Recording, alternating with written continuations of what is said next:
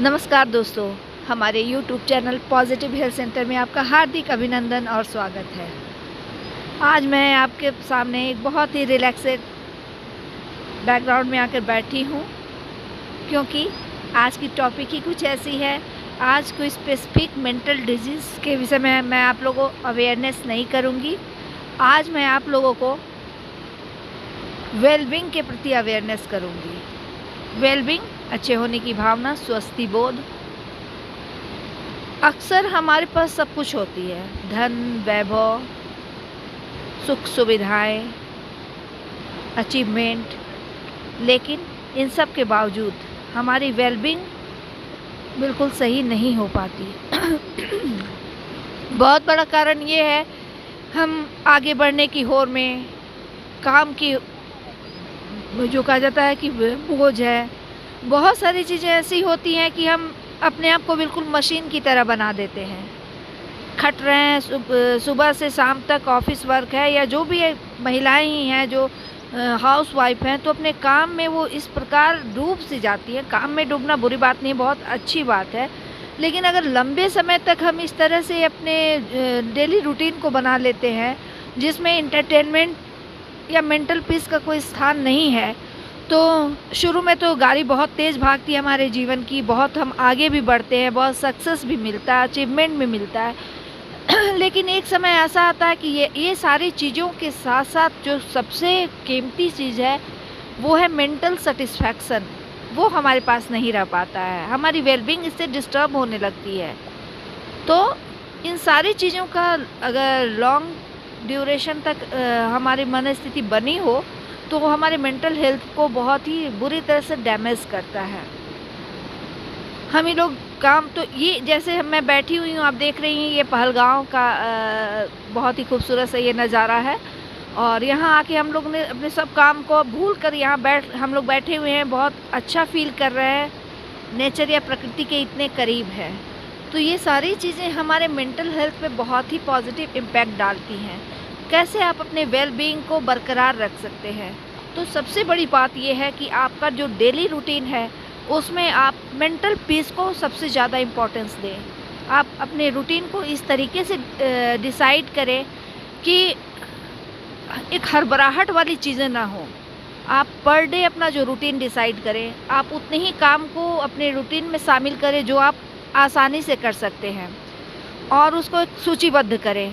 जैसे एक दिन में 10-15 काम आप रोज़ कर रहे हैं, तो सारे काम परफेक्शन से भी नहीं हो पाते, और एक काम करते समय दूसरे काम की चिंता होने लगती है। तो आपको करना ये होगा कि आप पहले ये देखिए कि आपकी कैपेसिटी कितनी है। अपनी क्षमता के अकॉर्डिंग, अपनी अभिरुचि के अकॉर्डिंग अगर आप काम को इम्पोर्टेंस देंगे और उसको सूचीबद्ध करेंगे, तो आप ज़्यादा सहजता से इन कामों को कर सकते हैं। दूसरी बात यह है कि सूर्योदय के पहले उठिए या सूर्योदय तक उठ जाइए। बहुत देर तक सोए रहने से उठने के बाद एक अजीब सी उदासी सख्त महसूस होता है।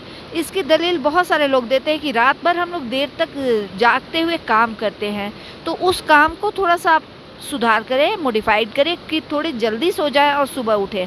सूर्योदय के साथ सुबह अगर आप वॉकिंग के लिए या उसके पहले निकल जाएं और थोड़ा 5 मिनट, बहुत नहीं तो 5 मिनट मेडिटेशन के लिए टाइम दें, तो आप बहुत ही रिलैक्स फील करेंगे। आपका मस्तिष्क बहुत सक्रियता से और प्रसन्नता से काम करेगा, और जब इन मन स्थिति में आप काम करेंगे तो आपका सक्सेस रेट भी अच्छा। सक्सेस तो वैसे भी मिल जाता है, लेकिन एक मानसिक तनाव और दबाव के साथ।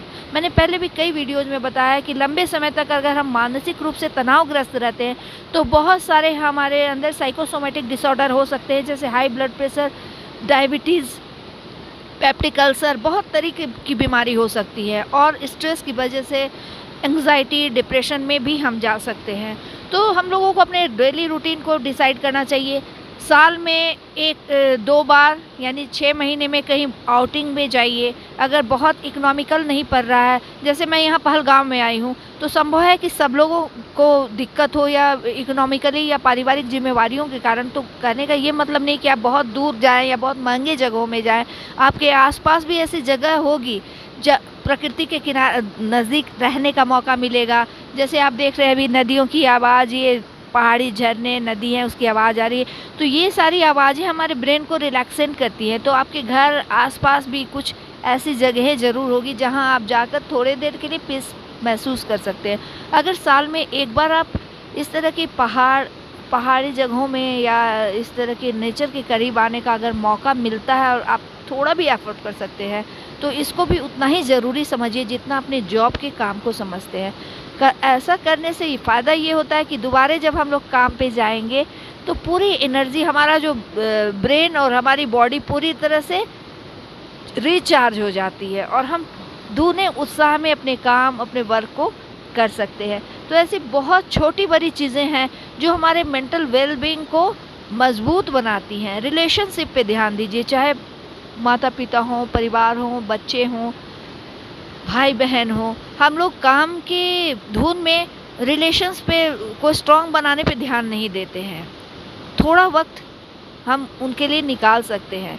कोशिश करिए कि रोज़ खाना के वक्त एक साथ टेबल पे बैठे एक दूसरे के प्रॉब्लम को सुने, समझें और प्रॉब्लम समझकर समाधान करें। अगर कोई अपना दुखड़ा रो रहा है, उस पे हम हँस दें या उसको डपट दें, तुम्हारा तो यही रोना है, तो ये कोई मतलब नहीं हुआ। इससे हमारे रिलेशन में बॉन्डिंग मजबूत नहीं होती है।